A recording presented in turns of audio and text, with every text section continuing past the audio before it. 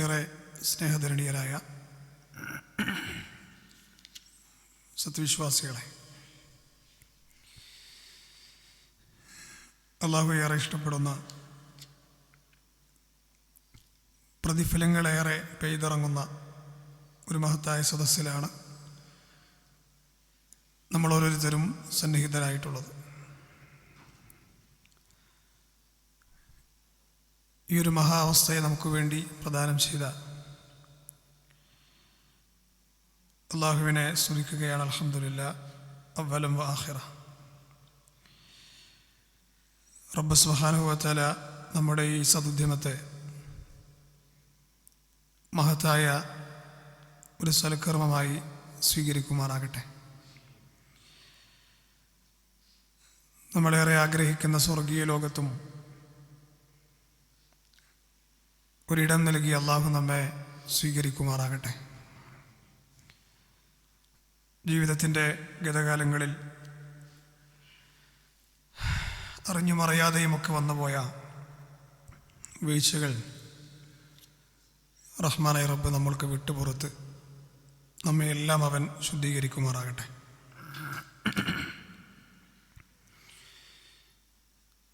സൂറത്ത് യൂസുഫിലെ 54-55 വചനങ്ങളാണ് ഇന്ന് നമ്മൾ വിശദീകരിക്കുന്നത്. അഊദു ബില്ലാഹി മിനശ് ശൈത്വാനിർ റജീം. ബിസ്മില്ലാഹിർ റഹ്മാനിർ റഹീം. وقال الملك ائتوني به وقال الملك ائتوني به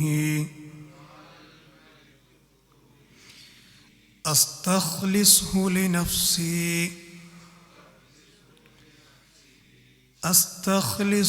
لنفسي فلما كلمه قال إنك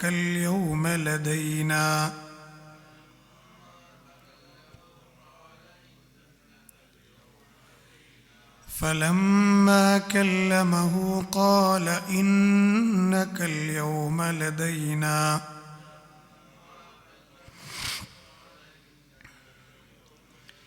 مكين أمين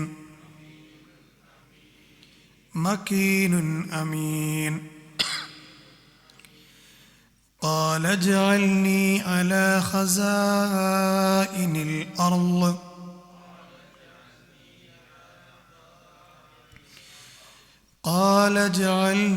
على خزائن الأرض إني حفيظ عليم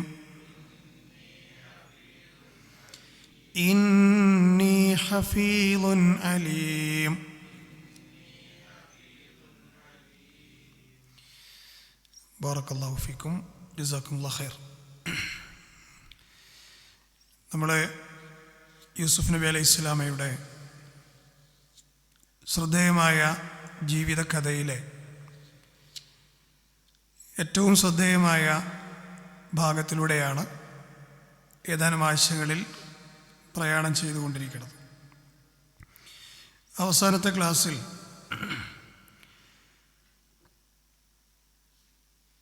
യൂസുഫ് നബിയുടെ കഥയിലെ ഒരു വില്ലത്തിയായി കടന്നു വന്ന സലീഹ, അവരുടെ മനപരിവർത്തനം, അവരുടെ മാറ്റം ഏറെ ശ്രദ്ധേയമായ ഭാഗമാണ് നമ്മൾ കേൾപ്പിച്ചത്.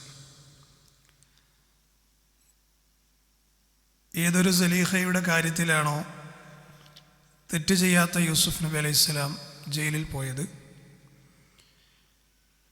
12 കൊല്ലത്തിന് ശേഷം യൂസുഫ് നബിയുടെ മേൽ കുറ്റമാരോപിച്ച സലീഹ തന്നെ ഏറ്റുപറയുകയാണ്, ഞാനാണ് യൂസുഫിനെ വശീകരിക്കാൻ ശ്രമിച്ചത്, എല്ലാ കുറ്റവും ഞാനാണ് ചെയ്തിട്ടുള്ളത്, യൂസുഫ് നല്ലവനാണ് എന്ന് സലീഹ കൊട്ടാരത്തിലുള്ളവരോടാണ് ഏറ്റു പറയുന്നത്. നമ്മൾ എത്രത്തോളം അതിൻ്റെ ഗൗരവം ഉൾക്കൊള്ളാൻ നമുക്ക് കഴിയുന്നുണ്ടെന്നറിയില്ല. കാരണം അന്നത്തെ മിസ്റിലെ 1ാം റാങ്കുകാരൻ അസീസാണ്. അത് കഴിഞ്ഞാൽ 2ാം റാങ്ക് സലീഹക്കാണ്. ഒരുപാട് ഉയരങ്ങളിലാണ് ഇവരിയ്ക്കുന്നത്. അങ്ങനെയുള്ള സലീഹ നിരപരാധിയും യൂസുഫ് കുറ്റക്കാരനുമാണെന്നാണ് 12 കൊല്ലം നാട്ടുകാർ മനസ്സിലാക്കിയിരുന്നത്. യൂസുഫ് നബിയെ ഏതൊരു സലീഹയാണോ ജയിലിൽ അടച്ചത്, അതേ സലീഹ പറയാണ് യൂസുഫ് നിരപരാധിയാണ്. ഇത് അള്ളാഹു കൊടുക്കുന്ന ഒരു മഹാ തൗഫീഖാണ്. ആരോപണങ്ങളുടെ, നുണകളുടെ വൈക്കോൽ കൂനകൾക്ക് ഒരു നാൾ സത്യം തീയിടും എന്നുള്ളത് ഒരു പറച്ചിലാണ്. അങ്ങനെ പൊതുവെ ഒരു സംസാരം തന്നെയുണ്ട്. എന്നിട്ട് സലീഹ പറഞ്ഞ വാക്കാണ് 53, വമാ ഉബർരിഉ നഫ്സി. ഞാൻ എൻ്റെ ഹൃദയത്തെ മാറ്റി നിർത്തുന്നില്ല, തെറ്റുകളിൽ നിന്ന് മാറ്റി നിർത്തുന്നില്ല. കാരണം ഇന്ന നഫ്സ ലഅമ്മാറത്തും ബിസ്സൂ. മനുഷ്യ മനസ്സ് തെറ്റിലേക്ക് ചായ്ഞ്ഞു പോകാൻ സാധ്യതയുള്ള പ്രകൃതത്തോടെയാണ് അള്ളാഹു സൃഷ്ടിച്ചിട്ടുള്ളത്. അതിൽ നിന്ന് രക്ഷപ്പെടാൻ കഴിയുന്നവർ ഇല്ലാ മാ റഹിമ റബ്ബി, അള്ളാഹു വരെല്ലാം ചേർക്കുമാറാകട്ടെ. അള്ളാഹുവിൻ്റെ കാരുണ്യം കിട്ടിയ, റഹ്മത്ത് കിട്ടിയവർക്ക് മാത്രമാണ് അതിൽ നിന്ന് രക്ഷപ്പെടാൻ സാധിക്കുകയുള്ളൂ. കാരണം ഇന്ന റബ്ബി ഗഫൂർ റഹീം, എൻ്റെ റബ്ബ് ഗഫൂറാണ്, റഹീമാണ്. അപ്പോൾ ഈ ഒരു യൂസുഫ് നബി അലൈഹി സ്വലാമയുടെ നിരപരാധിത്വമാകുന്ന പ്രഖ്യാപനം ശ്രദ്ധിക്കണേ. സലീഹ പ്രഖ്യാപിച്ചപ്പോൾ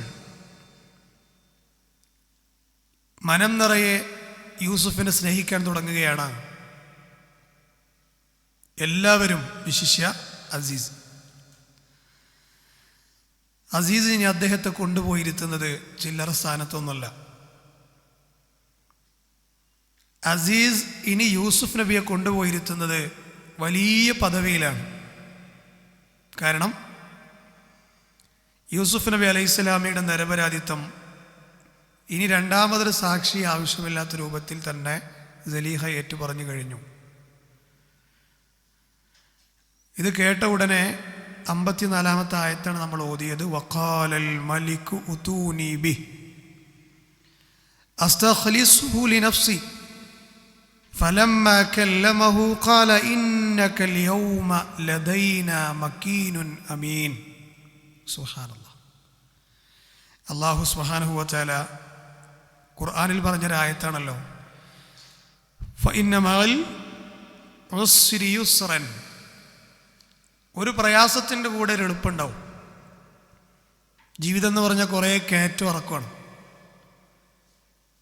ചില കയറ്റങ്ങൾ അതികഠിനമാണ്, ചില കയറ്റങ്ങൾ അത്ര പ്രയാസമില്ലാത്തതാണ്. എന്തു തന്നെയായാലും സത്യവും ധർമ്മവും ഉൾക്കൊള്ളുന്ന ആളുകളെ കൂടെ ആരുണ്ടാവും? അല്ലാഹു സുബ്ഹാനഹു വ തആല ഉണ്ടാകും. എന്താണ് രാജാവ് പറഞ്ഞത്? വഖാലൽ മലിക്, രാജാവ് പറയുകയാണ്, ഇഅ്തൂനി ബി, യൂസുഫിനെ എൻ്റെ അരികിലേക്ക് കൊണ്ടുവരിക. ഈ സൂറത്തിൽ 2ാമത്തെ വട്ടാണ് രാജാവ് പറയണത് യൂസുഫിനെ എൻ്റെ അരികിലേക്ക് കൊണ്ടുവരിക. 1ാമത്തെ പ്രാവശ്യം രാജാവ് കണ്ടുകൊണ്ടിരുന്ന ഒരു കിനാവുണ്ടായിരുന്നു. 9 തടിച്ച പശുക്കളെ, 7 തടിച്ച പശുക്കളെ 7 മെലിഞ്ഞ പശുക്കൾ തിന്നുന്നൊരവസ്ഥ. അങ്ങനെ ഒരു കിനാവ് കണ്ടു.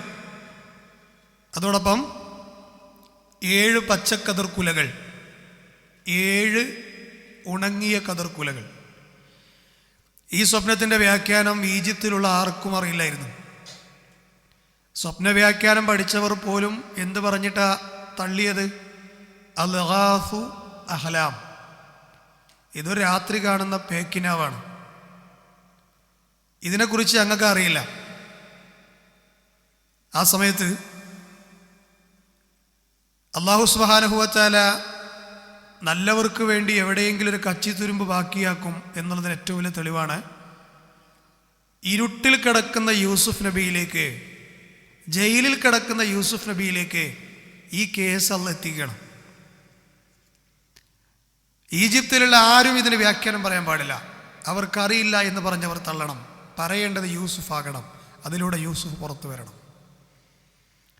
ഇതൊരു പക്ഷേ നാട്ടിലുള്ളൊരു മനുഷ്യൻ ചിന്തിച്ചിട്ടുണ്ടാവില്ല യൂസുഫ് നബി പുറത്തു വരാനിരിക്കുന്ന കാരണം ഇതായിരിക്കും എന്നുള്ളത്. അള്ളാഹുവിൻ്റെ സുന്നത്താണ്.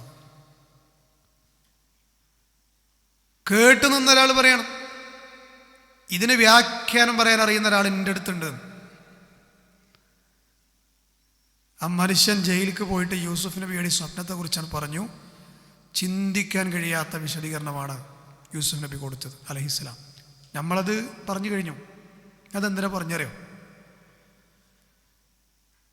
ഈ സ്വപ്നത്തിന് വ്യാഖ്യാനം കിട്ടിയപ്പോൾ രാജാവിൻ്റെ കാതിൽ ആ വ്യാഖ്യാനം എത്തി. ഏത് വ്യാഖ്യാനം? നാട്ടിലെ പ്രമുഖരൊക്കെ തള്ളിക്കളഞ്ഞ ആ വ്യാഖ്യാനം ജയിലിലുള്ള യൂസുഫ് പറഞ്ഞിരിക്കുന്നു. അപ്പം രാജാവ് എന്താ പറഞ്ഞത്? ഇഅ്തൂനി, എന്നിലേക്ക് അദ്ദേഹത്തെ കൊണ്ടുവരുമെന്ന് പറഞ്ഞു. അതിനുവേണ്ടി ജയിലിലേക്ക് ഒരു ദൂതനെ പറഞ്ഞു വിട്ടു. ആ ദൂതനോട് പറഞ്ഞെന്താ? എനിക്ക് ജയിലിൽ നിന്ന് ഇറങ്ങണമെങ്കിൽ ചില കണ്ടീഷനുകളുണ്ട്. സാധാരണ ആരാ പറയേണ്ടത്? നിന്നെ ജയിലിൽ നിന്ന് ഇറക്കാം, പക്ഷെ ചില കണ്ടീഷൻ അംഗീകരിക്കണം എന്ന് പുറത്തുനിന്നാണ് പറയേണ്ടത്. പക്ഷെ ജയിലിൻ്റെ ഉള്ളിലത്തെ ആൾ പറയണത് ഞാൻ പോരണമെങ്കിൽ എനിക്ക് കുറച്ച് കണ്ടീഷൻ ഉണ്ട്. ഈ സംഭവം പറഞ്ഞിട്ടാണ് നമ്മുടെ നേതാവ് റസൂലുള്ളാഹി സ്വല്ലല്ലാഹു അലൈഹി വസല്ലം പറഞ്ഞത്, ആ സമയത്ത് യൂസുഫിൻ്റെ ഭാഗത്ത് ഞാനായിരുന്നെങ്കിൽ ഞാൻ ജയിലിൻ്റെ കവാടം തുറന്ന് വെളിച്ചം കിട്ടുന്ന ഡോറിൻ്റെ അടുത്തേക്ക് ഞാൻ ഓടില്ല. ബാദർത്തുൽ ബാബ് എന്ന് പറഞ്ഞു, ഞാൻ ഓടുമായിരുന്നു എന്ന് പറഞ്ഞു. യൂസുഫ് നബിയുടെ ക്ഷമ എന്നെ വല്ലാതെ അത്ഭുതപ്പെടുത്തി എന്ന് പറഞ്ഞ ആളാണ് നബി സല്ലല്ലാഹു അലൈഹി വസല്ലം. ആരായി പറയണത്? ക്ഷമയിൽ മുങ്ങിക്കുളിച്ച് കിടക്കുന്ന ആൾ പറയണേ യൂസുഫിൻ്റെ ക്ഷമ എന്നെ അത്ഭുതപ്പെടുത്തിയിരിക്കുന്നു എന്ന്. ആലോചിച്ച് നോക്കൂ. ആ സമയത്ത് രാജാവ് പറഞ്ഞിരുന്ന വാക്കാണത് അല്ലേ? ഇഅ്തൂനി ബിഹി എന്നാണ് പറഞ്ഞത്. ആര്? രാജാവ്. എത്രാമത്തെ ആയത്തിലെന്നറിയോ? നിങ്ങൾ നേരെ ഒരു 5 ആയത്ത് ബാക്ക് പോയൊക്കെയാണ് 50-ാമത്തെ ആയത്ത്. 50-ാമത്തെ ആയത്ത് എന്താ പറയണത്? വഖാലൽ മലിക് ഉതൂനി ബി, അല്ലേ? അവിടെ അത് പറഞ്ഞവിടെ നിർത്തുകയാണ്. പക്ഷെ ആ വിളിയിൽ ആര് വന്നിട്ടില്ല? യൂസുഫ് നബി പുറത്തു വന്നിട്ടില്ല. യൂസുഫ് നബിയുടെ കണ്ടീഷൻ എന്തായിരുന്നു? കൈമുറിച്ച പെണ്ണുങ്ങളുടെ കഥ എന്താണ്? ഓലിപ്പോൾ അവിടെ ഉണ്ടോ? കൈമുറിച്ച പെണ്ണുങ്ങളെ കുറിച്ചാണ് ചോദിച്ചതെങ്കിലും അദ്ദേഹം ഉദ്ദേശിച്ചത് കൈമുറിക്കാത്ത പെണ്ണിനെയാണ് എന്ന് വിശദീകരണത്തിൽ കാണാം. കൈമുറിക്കാത്ത പെണ്ണാരാ? സലീഹ. സലീഹന്റെ അവസ്ഥ എന്താന്ന് ചോദിച്ചത് ഏതർത്ഥത്തിലാ? സലീഹ സുഖമായിട്ടിരിക്കണോ എന്നല്ല, റാഹത്തിലാണോ എന്നല്ല, ആ പഴയ ചിന്താഗതി ഇപ്പോഴും ഉണ്ടോ, അതായത് എന്നോട് കഠിനമായ പ്രേമവും കാമൊക്കെ ഇപ്പോഴും ഉണ്ടോ എന്ന് എനിക്കറിയണം. ഉണ്ടെങ്കിൽ ഞാനിവിടെ കിടന്നോളാം. ഞാൻ എങ്ങിട്ടില്ല, കൊട്ടാരത്തേക്കില്ല. കാരണം എന്താ? അത് ഫിത്ന. സ്ത്രീകളെ വിഷയത്തിലുള്ള ഫിത്ന അത്രത്തോളം പ്രവാചകന്മാർ പേടിച്ചിരുന്നു. ഇനി നമ്മുടെ സമൂഹത്തിന് ഒരു പ്രശ്നമല്ല ആ വിഷയത്തിൽ. നബി സല്ലല്ലാഹു അലൈഹി വസല്ലം പറഞ്ഞില്ലേ, എൻ്റെ ഉമ്മത്തീങ്ങൾ നേരിടാൻ പോകുന്ന ഏറ്റവും വലിയ പരീക്ഷണം അത് സ്ത്രീകളാണെന്ന് പറഞ്ഞു. കൊട്ടാരത്തിൽ ഒരു സലീഹനെ പേടിക്കേണ്ടതുണ്ടായിരുന്നുള്ളൂ. ആർക്ക്? യൂസുഫ് നബിക്ക്. ഇന്ന് നമ്മക്കോ? വെറുതെ നിങ്ങൾ തോണ്ടണ ഫോണും തുറന്നു നോക്കണേ, ഔറത്ത് മറക്കാത്ത പെണ്ണിൻ്റെ ശരീരം കാണാത്ത ദിനമുണ്ടോ? ഇതിപ്പം ഇത് പറയണില്ല, വേദനിച്ചിട്ടൊന്നും കാര്യമില്ല, ഹക്കതല്ലേ. ഓരിമുക്ക് ടൗണിലേക്ക് ഇറങ്ങിയേക്കാണ് നിങ്ങൾ, അല്ലെങ്കിൽ വേണ്ട ഏതെങ്കിലും 4 ആൾ കൂടുന്ന ടൗണിലെത്തിയേക്കാണ് പരസ്യ ബോർഡുകളിൽ ആരാ? നിക്കാബിട്ട പെണ്ണം. ചുമരുകളിൽ പതിച്ച പോസ്റ്ററുകളിൽ ആരാ? ഇനി അതൊന്നും വേണ്ട, പച്ചയായി ജീവിച്ചു കൊണ്ടിരിക്കുന്ന നാട്ടിൽ നമ്മൾ പല സ്ത്രീകളുടെയും വസ്ത്രധാരണം എന്താ? യൂസുഫ് നബിക്ക് ജയിലിക്കെങ്കിലും പോയിരുന്നു, നമ്മളങ്ങോട്ട് പോവുക. കാര്യം ഗൗരവമാണ്. അത്ര വലിയ ഫിത്നയാണ് ആ രംഗം. യൂസുഫ് നബി ഉറപ്പിക്കുകയാണ് എന്താണ് അവിടുത്തെ അവസ്ഥ. മാത്രമല്ല, അദ്ദേഹം എന്ത് കുറ്റത്തിൻ്റെ മേലെ ജയിലിൽ പോയത്? യൂസുഫ് നബി ജയിലിൽ പോയത് ഒരു പെണ്ണ് വിഷയത്തിലാണ്, അല്ലേ പ്രിയപ്പെട്ടവരെ? യൂസുഫ് നബീന് ജയിലിൽ നിന്ന് ഇറങ്ങിയാൽ അദ്ദേഹത്തിന് ചെയ്യാനുള്ള ഡ്യൂട്ടി എന്താ? മിസ്റിലെ രാജാവാകുക എന്നുള്ളതാ? അതൊക്കെ പിന്നെ ഒരു പ്രവാചകന്റെ ഡ്യൂട്ടി അതല്ല. അതാകുന്നുണ്ട് കേട്ടോ. ഇന്നത്തെ ക്ലാസ്സിൽ നമ്മളതാ പറയണേ. ഒരു പ്രവാചകന്റെ ഡ്യൂട്ടി എന്ന് പറഞ്ഞാൽ ദീൻ എത്തിച്ചു കൊടുക്കലാണ്. അതിന് ദഅവത്ത് എന്ന് പറയാം. ദഅവത്ത് ചെയ്യുന്ന ആൾ എന്തായിരിക്കണം? സമൂഹത്തിൽ മാന്യനായിരിക്കണം, ജീവിതത്തിൽ മാന്യനായിരിക്കണം, സ്വഭാവത്തിൽ മാന്യനായിരിക്കണം, ഇടപാടുകളിൽ മാന്യനായിരിക്കണം, തൻ്റെ ഇടപെടലുകളിൽ മാന്യനായിരിക്കണം. ഇങ്ങനെ സമൂഹത്തിൽ അയാൾ ഓക്കെ ആണെന്ന് പറയുന്ന ആള് വയലു പറഞ്ഞാലേ സമൂഹം നന്നാവുള്ളൂ. അല്ലാത്തവനെ എത്ര തൊണ്ട കീറി ഒച്ചിട്ട് വയലു പറഞ്ഞാലും സമൂഹം നന്നാവില്ല. അതുകൊണ്ടൊരു ദായിക്ക് വേണ്ടത് എന്താണ്? സ്വന്തം ജീവിതം ഓക്കെ ആകണം. യൂസുഫ് നബി നിരപരാധിത്വം തെളിയിച്ചിട്ടാണ് ജയിലിൽ നിന്ന് ഇറങ്ങേണ്ടത്. കാരണം എന്താ? എടുക്കാൻ പോണ ഡ്യൂട്ടി ദൈവത്താണ്. ഇത് ലോകം തിരിച്ചറിഞ്ഞില്ലെങ്കിൽ ഞാൻ പറയണ ദീന് ആരംഗീകരിക്കൂല? സമൂഹം അംഗീകരിക്കൂല. അൽഹംദുലില്ലാ, ഞാൻ ആദ്യം പറഞ്ഞു, ഏതൊരു വ്യക്തിയാണോ യൂസുഫ് നബിയെ ജയിലാക്കിയത്, അതേ വ്യക്തി തന്നെ പറഞ്ഞു യൂസുഫ് നിരപരാധിയാണ്, ഞാനാണ് കുറ്റക്കാരൻ. അത് അള്ളാഹുവിൻ്റെ സുന്നത്താണ്, അള്ളാഹുവിൻ്റെ നടപടിയാണ്. ഇതാ കേട്ട സമയത്ത് രാജാവ് പറഞ്ഞെന്താണ്? വഖാലൽ മലിക്കു ഉതൂനി, എന്നിലേക്ക് യൂസുഫിനെ കൊണ്ടുവരൂ എന്നാ പറഞ്ഞത്. എന്തിനാ കൊണ്ടുവരേണ്ടത്?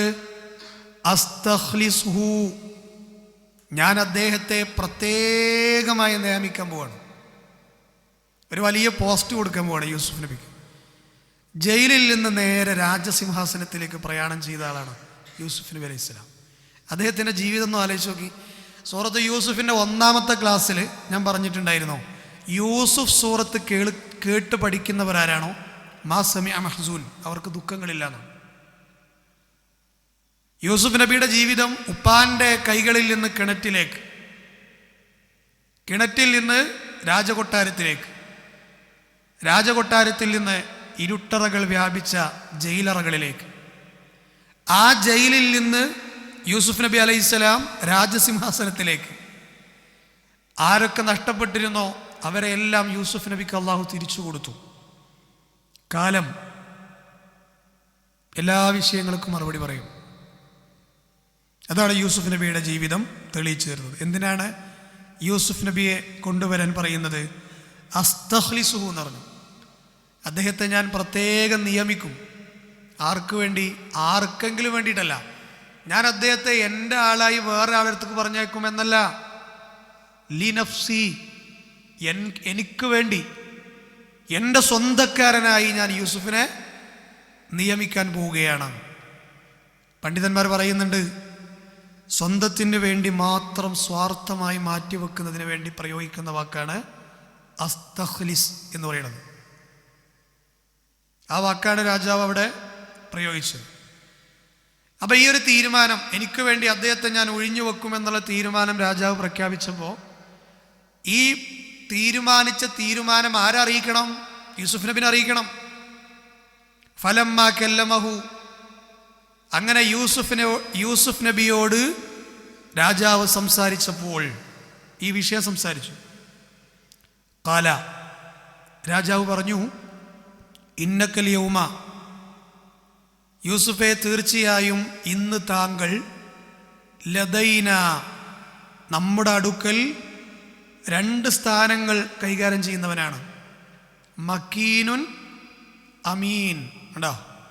മക്കീനുൻ അമീൻ. മക്കീൻ എന്ന് പറഞ്ഞാൽ സ്ഥാനീയൻ. അതെങ്ങനെയുള്ള സ്ഥാനം? രാജാവിൻ്റെ സ്വന്തം ആളായി. അത് അസ്തഖ്ലിസു. അമീൻ എന്ന് പറഞ്ഞാലോ സ്വന്തം ആളാണെങ്കിലും വെറുപ്പിക്കല്ല. സ്വന്തം കൂടെ കൊണ്ടു നടക്കണ്ടെങ്കിലും വാക്കുകൾക്ക് വില കൊടുക്കാത്ത ഒരാളായിട്ടല്ല. അമീൻ, വിശ്വസ്തനായ ഉണ്ടാവും. അപ്പൊ ഇനി ഇതിൻ്റെ അപ്പുറത്തേക്ക് രാജാവിനെ ഒരാളെ നിയമിക്കല്ല. ഇനി ഇതിൻ്റെ അപ്പുറത്തേക്ക് രാജാവിൻ്റെ ഒരു സ്ഥാനം യൂസുഫ് നബിക്ക് കിട്ടാനില്ല. രാജാവിൻ്റെ സ്ഥാനം എന്താണോ അതേ സ്ഥാനം, അങ്ങനെ പറയാം, ആർക്ക് കിട്ടി? യൂസുഫ് നബി അലൈഹി സ്വലാമക്ക് കിട്ടുകയാണ്. പ്രത്യേകിച്ച് അന്ന് കാലത്തൊക്കെ രാജാവിൻ്റെ പ്രധാന കവാടത്തിൻ്റെ അവിടെ ഒരു കസാരട്ടിരിക്കുക എന്ന് പറഞ്ഞാൽ തന്നെ വലിയ ഭാഗ്യമായിരുന്നു. രാജകൊട്ടാരത്തിൻ്റെ പുറത്തുള്ള പ്രധാന കവാടത്തിൻ്റെ പുറത്തൊരു ചെയറിട്ടിട്ട് ഒരു സെക്യൂരിറ്റിക്കാരനായിട്ട് ഇരിക്കുക എന്ന് പറഞ്ഞാൽ തന്നെ വലിയ സ്ഥാനമായിട്ട് കണ്ടിരുന്ന കാലം അന്നും ഇന്നും അങ്ങനെ തന്നെയാ.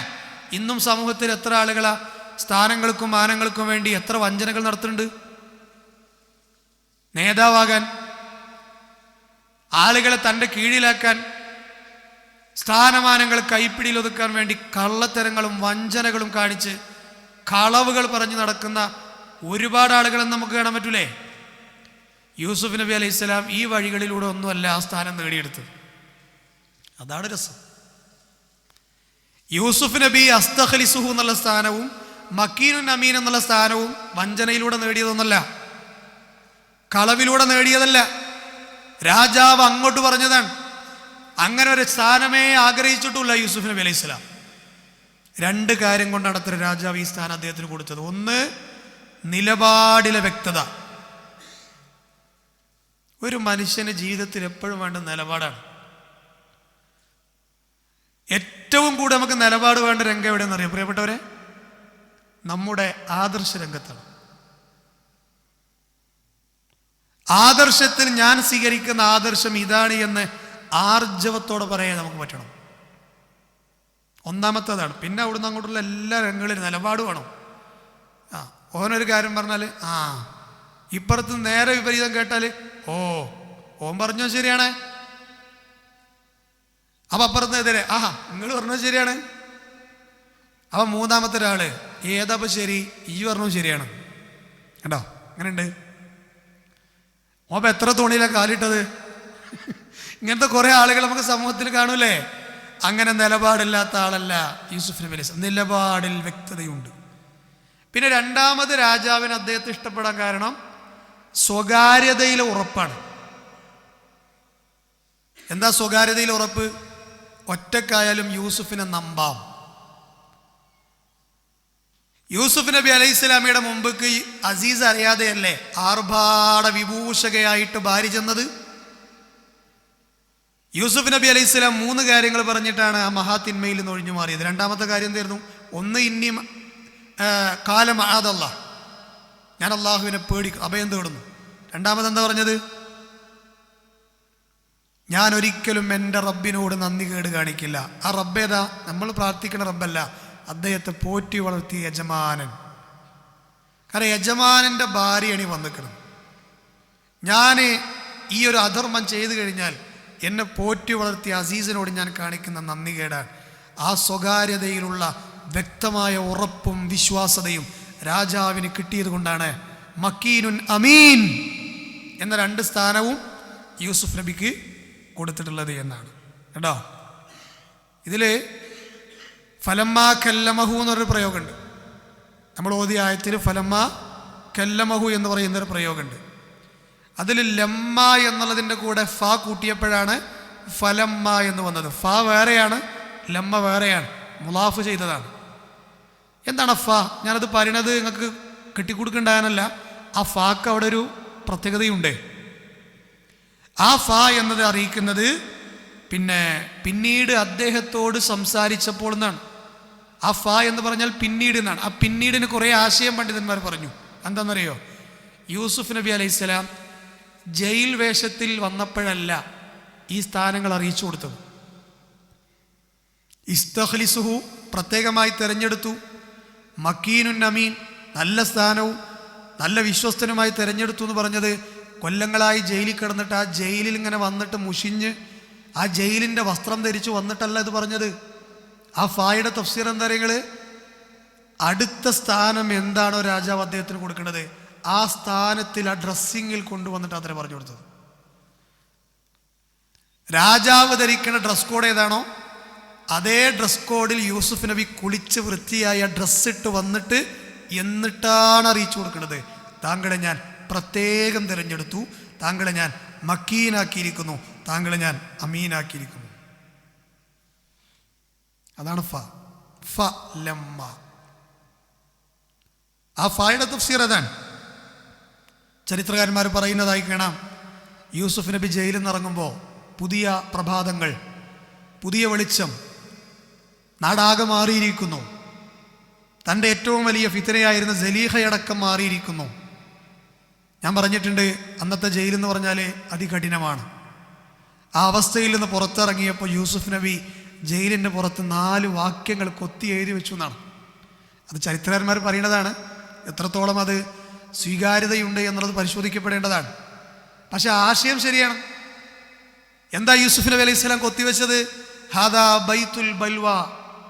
ജയിലിൻ്റെ പുറത്ത് എഴുതി വെച്ചത് എന്താണ്? ഹാദാ ബൈത്തുൽ ബൽവ. ഇഞ്ഞി കയറുന്നോലും വായിച്ചോട്ടെ,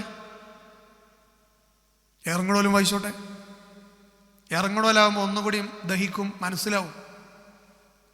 ഹാദാ ബൈത്തുൽ ബൽവ എന്ന് പറഞ്ഞാൽ ജയിൽ ജീവിതം അത് പരീക്ഷണത്തിൻ്റെ ഗേഹമാണ്. അനുഭവിച്ച ആൾ പറയാണ്. പിന്നെ രണ്ടാമത് എഴുതിയ എന്നറിയോ? വഖബറുൽ അഹ്യാ. ജീവിച്ചിരിക്കുന്നവരുടെ ഖബറാണ് ജയിൽ. മരിച്ചോലല്ലേ ഖബർ കൊണ്ടെങ്കിൽ,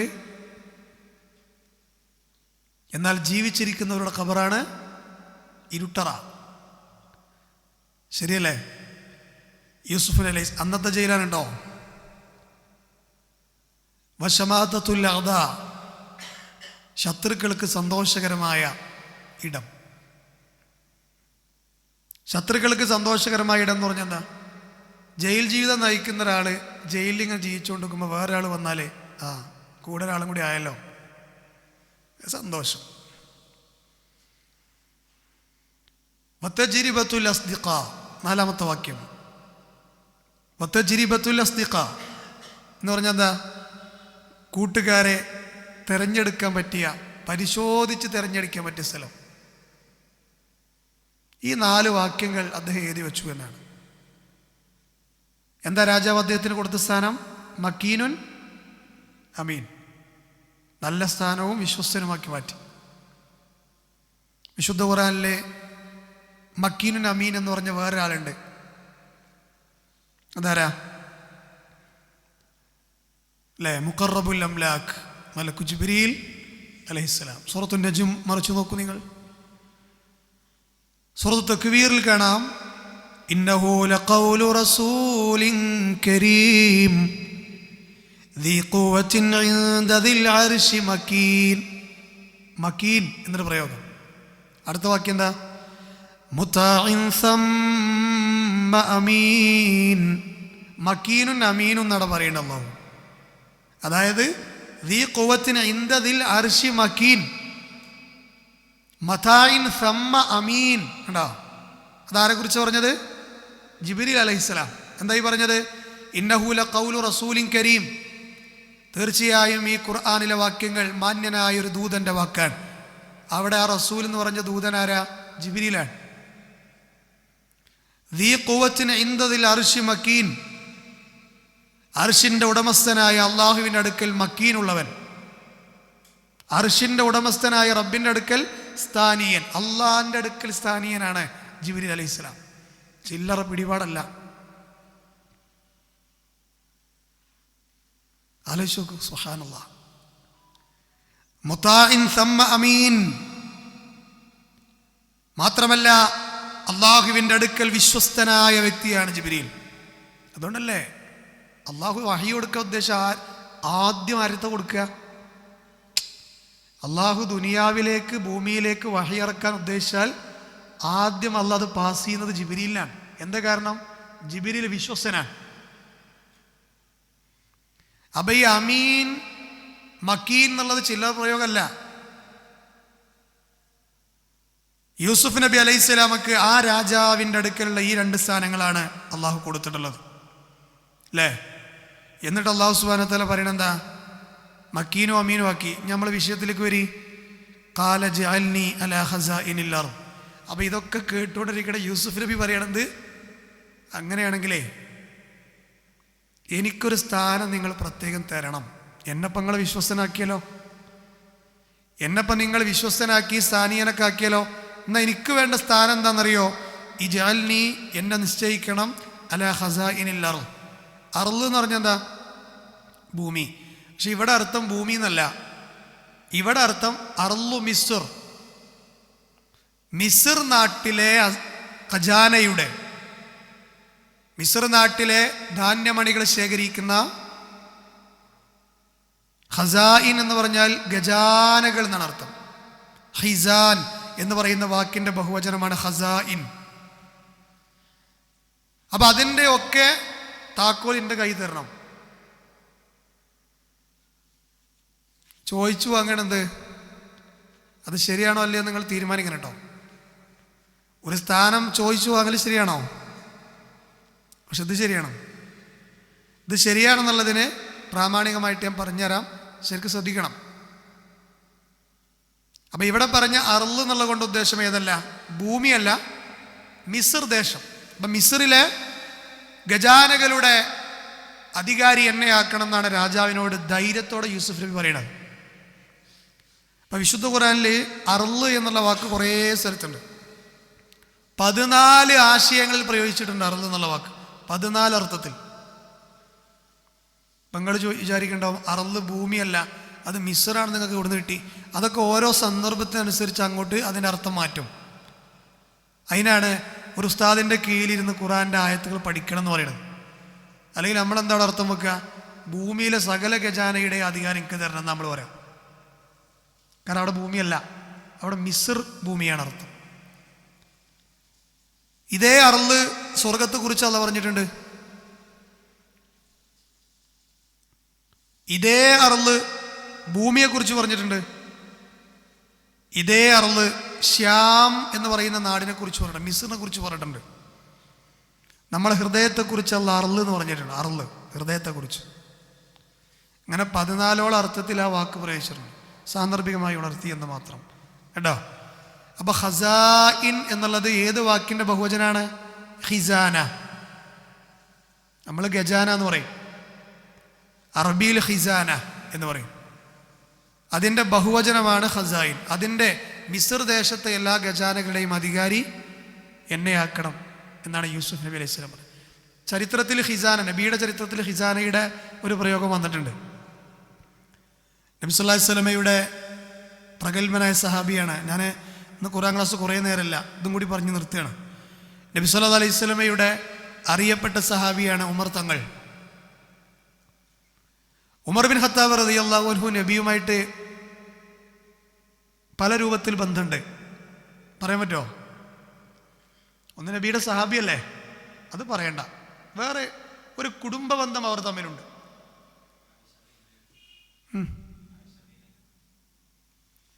ഉമർ ബിൻ ഖത്താബോ?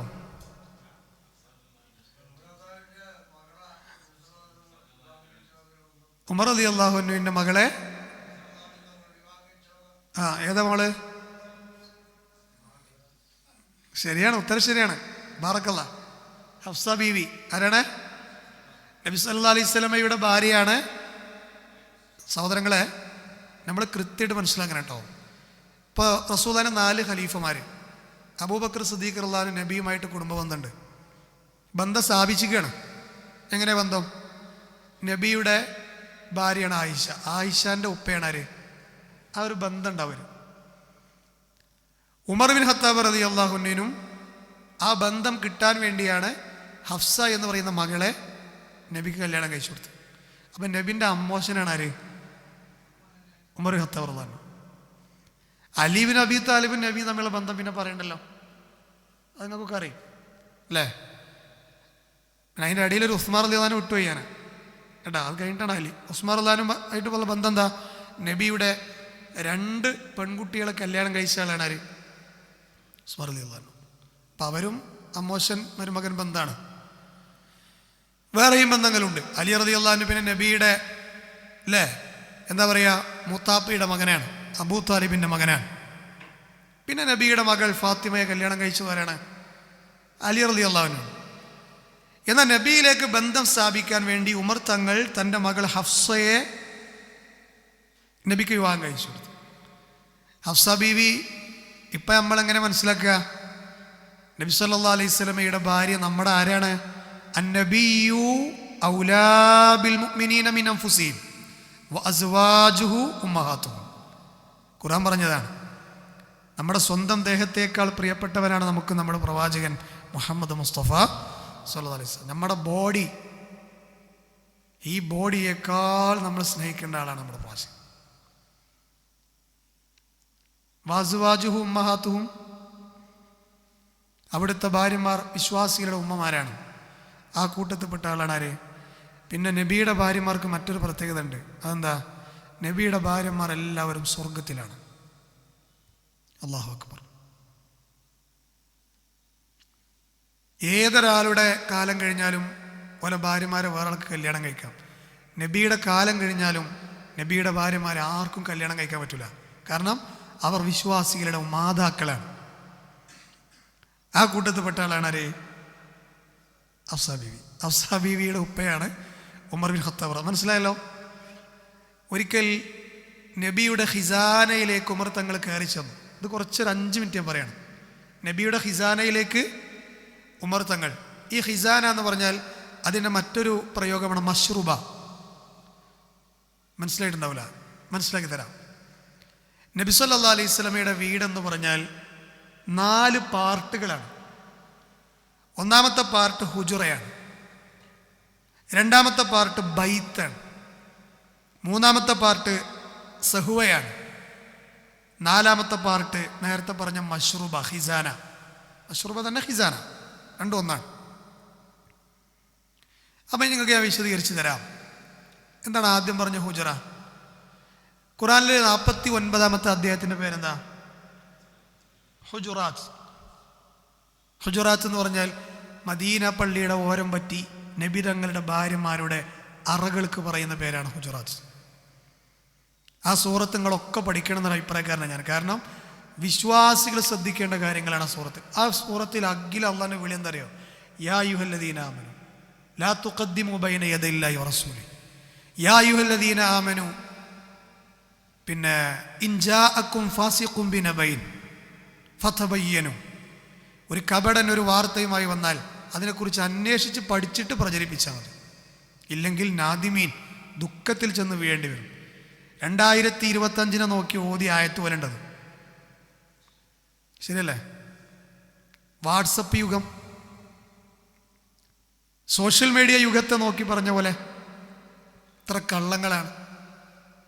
സത്യം ചെരുപ്പിടുമ്പോഴേക്ക് കള്ളം ലോകം ചുറ്റിയിരിക്കുന്നൊരു ചൊല്ലുണ്ട്. അതാണെന്ന് നടന്നുകൊണ്ടിരിക്കുന്നത്. രണ്ടാമത്തത്, വിശ്വാസികൾ പിന്നെ എവിടെ വിളിച്ചത്? യാ അയ്യുഹല്ലദീന ആമനു ലാ യസ്ഖറു ഖൗമും മിൻ ഖൗമിൻ അസാ അൻ യകൂനു ഖൈറൻ മിൻഹും വലാ നിസാഉം മിൻ നിസാഇൻ അസാ അൻ യകുന്ന ഖൈറൻ മിൻഹുൻ വലാ തൽമിസു അൻഫുസകും വലാ തനാബസു ബിൽ അൽഖാബ് ബിഇസൽ ഇസ്മുൽ ഫുസൂഖു ബഅദൽ ഈമാൻ വമൻ ലം യതുബ് ഫഉലൈക ഹുമുൽ ളാലിമൂൻ. വിശ്വാസികളെ വിളിക്കുകയാണ്. ഒരു സ്ത്രീ വിഭാഗം മറ്റേ സ്ത്രീ വിഭാഗത്തെ കളിയാക്കരുത്. ഒരു ജനവിഭാഗം മറ്റേ ജനവിഭാഗത്തെ കളിയാക്കരുത്. ഈ കളിയാക്കപ്പെടുന്നവർ കളിയാക്കുന്നവരെക്കാൾ ഖൈറായിരിക്കും ചിലപ്പോൾ. ആ തൊട്ടടുത്ത ആയത്ത് എന്താ? യാ അയ്യുഹല്ലദീന ആമനു ഇജ്തനിബു കസീറൻ മിനൽ ളന്ന് ഇന്ന ബഅദൽ ളന്നി. വിശ്വാസികളെ എന്നാണ് അവിടെയും വിളിക്കുന്നത്. ഊഹത്തിൽ നിന്ന് നിങ്ങൾ പലതും വെടിയ, ചിന്തിക്കുക, ഊഹിക്കുക. ഊഹത്തിലെല്ലാം തെറ്റാണെന്ന് പറഞ്ഞു. എന്നിട്ട് അള്ളാഹുവിൻ്റെ ഖുർആൻ പറയാണ് അയ്യുഹിബ്ബു അഹദുക്കും വലാ യഅതബ് ബഅ്ളുക്കും ബഅ്ള. നിങ്ങൾ പരസ്പരം അന്യോന്യം കുറ്റം പറയരുത്, കുറ്റപ്പെടുത്തരുത്. ഒരാൾക്ക് ഇഷ്ടമില്ലാത്തത് ഷെയർ ചെയ്യരുത്, ഏഷണി പറയരുത്, പരദൂഷണം പറയരുത്. അതിൻ്റെ ഇസ്ലാമിക ഹുക്കം എന്താ? അയ്യുഹിബ്ബു അഹദുക്കും അൻ യഅകുല ലഹ്മ അഖീഹി മൈതൻ ഫകരിഹ്തുമു. സ്വന്തം അനിയൻ മരിച്ചു കിടക്കുമ്പോൾ, സ്വന്തം ഇക്കാക്ക മരിച്ചു കിടക്കുമ്പോൾ ആ ബോഡിയിൽ നിന്ന് പച്ച ഇറച്ചി കടിച്ചു വലിക്കുമോ? നിങ്ങൾ ഇഷ്ടപ്പെടുന്നുണ്ടോ? അത് ഇല്ല. അതുപോലെയാണെന്നാണ് അള്ളാഹ് പറയുന്നത്. അപ്പം ആ അധ്യായത്തിന് നമ്മളെ വിഷയമല്ല, ഞാൻ പറഞ്ഞപ്പോൾ അങ്ങനെ പറഞ്ഞു പോയതാണ്. അറകൾ, അതാണ് ഹുജുറാത്ത്. അതാണ് നബിയുടെ വീടിൻ്റെ ഒന്നാമത്തെ പാർട്ട്. ഈ അറ എന്ന് പറഞ്ഞാൽ എന്താ നിങ്ങൾ, റസൂലുള്ളാഹിന്റെ വീടിൻ്റെ പുറത്ത് മുറ്റത്ത് കെട്ടിയ മതില്, അതിന് പറയുന്ന പേരാണെന്ത്, ഹുജുറാത്ത്. നമ്മൾ വിചാരിച്ച നബിൻ്റെ വീട് എന്ന് പറഞ്ഞാൽ അടുക്കളയും കടത്തും ഒക്കെ ഒന്ന് തന്നെയാണെന്നാ. അത് മാറ്റണം ആ തെറ്റിദ്ധാരണ. നബിയുടെ വീട് കൊച്ചു വീടാണെങ്കിലും അതൊരു കൊട്ടാരമാണ്. റസൂലുള്ളാഹിന്റെ വീടിൻ്റെ മുറ്റത്തേക്കുള്ള മറ, ആ മറൻ്റെ ഉള്ളിൽ കയറിയ പിന്നെ മുറ്റാൻ, ആ മുറ്റത്തിന് പറയുന്ന പേരാണ് ഹുജുറാത്ത്, ഹുജുറ. പിന്നീട് വരുന്നത് ബൈത്താണ്. ഈ ഹുജറ കഴിഞ്ഞ് നേരെ കവാടം കടന്നാൽ ബൈത്തിലേക്കാണ്. നബി തങ്ങളുടെ ഹുജുറയിൽ നിന്നും വീട്ടിലേക്ക് കയറാനുള്ള ഇടം, അതാണ് ബൈത്ത് എന്ന് പറഞ്ഞാൽ. അതിനുള്ള വീടിൻ്റെ ഉള്ളിൽ കയറുക. സഹുവ എന്ന് പറഞ്ഞാൽ നബിയും ഭാര്യമാരും ഒക്കെ കടക്കാൻ ആ ബൈത്തിൻ്റെ ഉള്ളിൽ ഒരു പ്രൈവറ്റ് ബെഡ്റൂം ഉണ്ട്. ആ പ്രൈവറ്റ് ബെഡ്റൂം പ്രത്യേകം മറച്ചിരിക്കും. ആ റൂമിന് പേരാണ് സഹുവ. പിന്നെ നമ്മൾ പറഞ്ഞത് നമ്മളെ വിഷയം മഷ്റൂബ, ഖിസാന. മഷ്റൂബ എന്ന് പറഞ്ഞാൽ ഈ സഹുവ, പ്രൈവറ്റ് റൂം, അതുപോലെ വീടിൻ്റെ ഉള്ളിലത്തെ ഏരിയ, ഇതിൻ്റെ രണ്ടിൻ്റെയും ഇടയിൽ ഈന്തപ്പന തടികൾ വെച്ച് അടുക്കി വെച്ച് മേലെ ഫുഡ് കഴിക്കാനൊരു ഇടമുണ്ട്. മേലേക്ക് കയറിയാലാണ് അവിടെ ഇരുന്നിട്ടാണ് കഴിക്കുക. അപ്പോൾ ഈന്തപ്പന തടികൾ ഇങ്ങനെ സ്റ്റെപ്പാക്കി വെച്ചിട്ട് മേലെ ഇരുന്നിട്ട് അങ്ങനത്തെ ഒരു സൗകര്യമുള്ള സ്ഥലം, അതാണ് മഷ്റൂബ. ഖിസാന എന്നും അതിന് പറയും. ഇതാണ് നബിയുടെ വീട്. അപ്പോൾ ഏതൊക്കെയാണ്? ഹുജുറ, ബൈത്ത്, സഹുവ, മഷ്റൂബ അല്ലെങ്കിൽ ഖിസാന. ഇത് ഞാൻ എന്തിനാ പറഞ്ഞത്? ഈ ഖിസാനയിലേക്ക് ഒരിക്കൽ ഉമർ തങ്ങൾ കടന്നു. അത് കടക്കണം എന്നുണ്ടെങ്കിൽ ഹുജുറ കഴിയണം, ബൈത്ത് കഴിയണം, സഹുവ കഴിയണം, എന്നിട്ട് അവിടെ എത്തുള്ളൂ. എങ്ങനെ ഉമർ അങ്ങോട്ട് എത്തിയത്? പെട്ടെന്നൊന്നും ആർക്കും എത്തിപ്പെടാൻ കഴിയാത്തൊരു സ്ഥലമാണത്. അത്രയും പ്രത്യേകിച്ച് നമ്മുടെ പ്രവാചകന്റെ റൂം എന്നൊക്കെ പറഞ്ഞാൽ മറ്റുള്ളവരെ പോലെയല്ല, പ്രത്യേകം ശ്രദ്ധിക്കണം. ഒരിക്കൽ നബി സല്ലല്ലാഹു അലൈഹി വസല്ലം അതിൻ്റെ മേലെ കയറി 1 മാസം ഭാര്യമാരുമായിട്ടൊരു ബന്ധമില്ലാതെ കടന്നിട്ടുണ്ട്. 1 മാസം. അതിൻ്റെ മസ്അലകളും ചർച്ചകളും വേറെയാണ്. അത് അള്ളാഹുവിൻ്റെ ചില തീരുമാനങ്ങളാണ്. പക്ഷെ നാട്ടിൽ നടന്ന പ്രചാരണം എന്താ പറയുക? നബിയുടെ ഭാര്യമാരെയൊക്കെ ത്വലാക്ക് ചൊല്ലിയും ഉണ്ടല്ലോ. തിരുവനന്തപുരത്ത് പട്ടര് തുമ്മിയപ്പോൾ മൂക്ക് കൂടി വറ്റ് തെറിച്ചു പറഞ്ഞു. കാസർഗോഡ് എത്തിയപ്പോൾ അത് പശുക്കുട്ടിയായി തെറിച്ചതേ എന്ന് പറഞ്ഞ മാതിരി യാഥാർത്ഥ്യം ഒന്ന് വേ, സമൂഹത്തിൽ നടക്കുന്നത് റേ. അപ്പൊ മഹാനായ ഉമർ തങ്ങൾ എങ്ങനെ അവിടെ എത്തി? അത് ഈ സംഭവത്തിന്റെ ഭാഗമാണ്. 1 മാസം ഭാര്യമാരുമായിട്ടൊന്നും ബന്ധമല്ലാതെ നബി മഷ്റൂബയിൽ ഇങ്ങനെ കിടക്കുകയാണ്. നാട്ടിൽ പാട്ടെന്താണ്? ഭാര്യമാരെ ത്വലാക്ക് ചൊല്ലി. അത് നാട്ടിൽ പ്രചാരണം ഇതായത് കൊണ്ട് ഉമർ തങ്ങൾ അത് വിശ്വസിച്ചു. ആ ഉമർ തങ്ങൾക്ക് ഭയങ്കര സങ്കടം. കാരണം ഭാര്യമാരെ ത്വലാക്ക് ചൊല്ലിയ കൂട്ടത്തിൽ മൂപ്പര മോളുണ്ടല്ലോ, ഉമർ തങ്ങളെ മോള് ഹഫ്സയുണ്ടല്ലോ. അപ്പൊ ആ വിഷമത്തിൽ ഉമർ അള്ളാൻ എന്ത് ചെയ്തു? വേഗം ചെന്നു നബിന്റെ വീട്ടിൽ. നബി സല്ലല്ലാഹു അലൈഹി വസല്ലമയുടെ വീട്ടിലെത്തിയിട്ട് അനുവാദം ചോദിക്കുകയാണ്.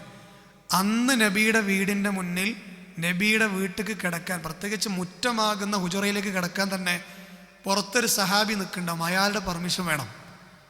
അന്ന് അവിടെ ഉണ്ടായിരുന്ന സഹാബി അബൂ റാഫി എന്ന് പറയുന്ന സഹാബിയാണ് റളിയല്ലാഹു അൻഹു. അബൂ റാഫിനോട് പെർമിഷൻ ചോദിച്ചിട്ട് ഉമർ ബിൻ ഖത്താബ് റളിയല്ലാഹു അൻഹു എന്ത് ചെയ്തു? അനുവാദം ചോദിച്ച് നല്ല ഇസ്ലാമിക മര്യാദയോടെ തന്നെ നബി കിടക്കുന്ന ഖിസാനയിലേക്ക്, ആ മഷ്റൂബയിലേക്ക് എത്തിപ്പെട്ടു. ആ സമയത്ത് നബി നല്ല ഉറക്കത്തിലാണ്. ഇനി ഞാൻ പറയുന്ന ബാക്കി നിങ്ങൾ കേട്ടിട്ടുണ്ടാവും, എവിടെയെങ്കിലും കേട്ടിട്ടുണ്ടാവും, ചിലപ്പോൾ ഖുത്തുബയിലോ ക്ലാസ്സിലൊക്കെ എവിടെയെങ്കിലും കേട്ടിട്ടുണ്ടാവും. നിങ്ങൾ കേട്ടിട്ടില്ലേ നബി ഓല മേഞ്ഞ പായിൽ കിടന്നു എന്ന്? അപ്പം നബിൻ്റെ മേത്ത് എന്ത് വീണു? ചുവന്ന വര. അതൊക്കെ വിടുന്ന ആ സംഭവം. അപ്പം ആ മഷ്റൂബിൽ നബി ഇങ്ങനെ ഓല മേഞ്ഞ പായിൽ കിടക്കുകയാണ്, കുപ്പായ അയച്ചിട്ടിട്ട്. അപ്പോൾ റസൂൽ അതങ്ങനെ ചെരിഞ്ഞ് കിടന്നപ്പോൾ പുറത്തുണ്ട് ചുവന്ന വരകൾ ആ വെള്ള ശരീരത്തിൽ. അതെന്താണ്? ഈ ഓല മേഞ്ഞ പായിൻ്റെ അടയാളങ്ങളാണ്. ഇത് കേട്ടിട്ട് ഉമർ ബിൻ ഖത്താബ് റളിയല്ലാഹു അൻഹു നബിയുടെ ആ രംഗം കണ്ടുകൊണ്ട് കരഞ്ഞു പോയി എന്നാണ്. കരച്ചിലിൻ്റെ സൗണ്ട് കേട്ട് മുത്ത് നബി എണീറ്റു. പരമാവധി പിടിച്ചൊക്കെ നോക്കി, കിട്ടിയില്ല, പിടുത്തം കിട്ടിയില്ല. എന്നിട്ട് നബി സല്ലല്ലാഹു അലൈഹി വസല്ലം ഉണർന്നപ്പോൾ ചോദിക്കുകയാണ്, എന്തിനാണ് ഉമറേ, എന്ത് പറ്റി, എന്താ കരയുന്നത്? അപ്പം അല്ലാഹുവിൻ്റെ റസൂലിനോട് അദ്ദേഹം പറയാണ്, സുബ്ഹാനല്ലാഹ് നബിയെ, കിസ്റാ കൈസർ ചക്രവർത്തിമാരെ പോലെ രാജ്യത്തിൻ്റെ രാജാക്കന്മാരാണ്. ആ രാജ്യത്തിൻ്റെ രാജാക്കന്മാരായതിൻ്റെ പേരിൽ ഓലെത്ര സുഖങ്ങളിലാണ് ജീവിക്കുന്നത്. നിങ്ങളൊരു രാജ്യത്തിൻ്റെ നേതാവല്ല, ലോകത്തിൻ്റെ നേതാവാണ്. അങ്ങൊന്ന് കിടക്കുന്നത് ഈ ഓലമേഞ്ഞ പായയിലാണല്ലോ. നിങ്ങൾക്ക് ഞാനൊരു സോഫ്റ്റായ ക്ലോസടി മെത്തയുണ്ടാക്കി തരട്ടെ എന്ന് ചോദിച്ചു. അപ്പോഴാണ് മുത്തുനബി ഉമറിൻ്റെ കൈ പിടിച്ച് പറഞ്ഞത്, അല്ലേ, മാലി വലദ്ദുന്യായ ഉമർ, ഉമറെ, ഈ ദുനിയാവും ഞാനും തമ്മിൽ എന്ത് ബന്ധം? ഒരു യാത്രക്കാരൻ യാത്ര ചെയ്യുമ്പോൾ ക്ഷീണം വന്നപ്പോൾ ഒരു മരച്ചോട്ടിലിരുന്നിട്ട് ക്ഷീണം മാറിയാൽ യാത്ര തുടരുന്നവരെ പോലെയാണ് ഞാനിവിടെ. അതുകൊണ്ട് എനിക്ക് വേണ്ട എന്നാണ് മുത്തുനബി പറഞ്ഞത്. ആ ഖിസാനയിൽ ഉമർ തങ്ങൾ ചെന്ന് റസൂലുള്ളാഹിയുടെ മശ്റബയിൽ ഇങ്ങനെ ഇരിക്കുന്ന സമയത്ത് ഇതൊക്കെ നടന്നു. കൂട്ടത്തിൽ അവിടെ നടന്ന കുറച്ച് കാര്യങ്ങൾ നമുക്ക് ഷെയർ ചെയ്ത് തന്നു. എന്താണെന്നറിയോ? ഉമർ അള്ളാഹു പറയാണ്, നബി കിടക്കുന്ന ഖിസാനയിൽ, ആ മശ്റുബയിൽ 3 സാധനങ്ങളാണ് ഞാൻ കണ്ടത്. 3 എണ്ണം. ഒന്ന്, ഒരു 2-2.5 കിലോ ഗോതമ്പ്. ഒരു സ്വാഗ് എന്നാണ് പറഞ്ഞത്. ഒരു ഒത്ത മനുഷ്യൻ്റെ കൈക്കുമ്പോഴാണ് ഒരു സ്വാഗ്. 2, 200, 2.25 ഉണ്ടാവും. 2.5 കൂട്ട അത്ര ഗോതമ്പ്. രണ്ടാമത് ഞാൻ അവിടെ കണ്ടത് അത്ര തന്നെ കൊന്നയില കണ്ടു എന്നാണ്. കൊന്ന, കണിക്കൊന്നുണ്ടല്ലോ, കേട്ടിട്ടുണ്ടോന്ന് അറിഞ്ഞൂടാ. നമ്മുടെ നാട്ടിൽ കണിക്കൊന്നാന്ന് പറയാം. അത് അറബ് നാട്ടിൽ അവിടെ പ്രത്യേക സുലഭമായി കിട്ടുന്നൊരു സാധനമാണ്. അപ്പം നിങ്ങൾ ചിന്തിക്കേണ്ട, ഉമർ തങ്ങൾ പറയണേ മിസ്ല, അത്ര തന്നെ കൊന്നയില ഉണ്ടായിരുന്നു. കൊന്നയില എന്ന് പറഞ്ഞാൽ ഇലനെ കൊടുന്ന് കൊന്നേച്ചിക്കാന്നല്ല അതിനർത്ഥം, അല്ലേ? അപ്പം ഞാൻ പറഞ്ഞതെന്ന് വെച്ചാൽ അത്ര തന്നെ ഒരു സ്വാഗ് കൊന്നയില. എന്തിനാ കൊന്നയില അറബികൾ ഉപയോഗിച്ചിരുന്നറിയോ? അവർ ഈ തോല് ഉറക്കിടും.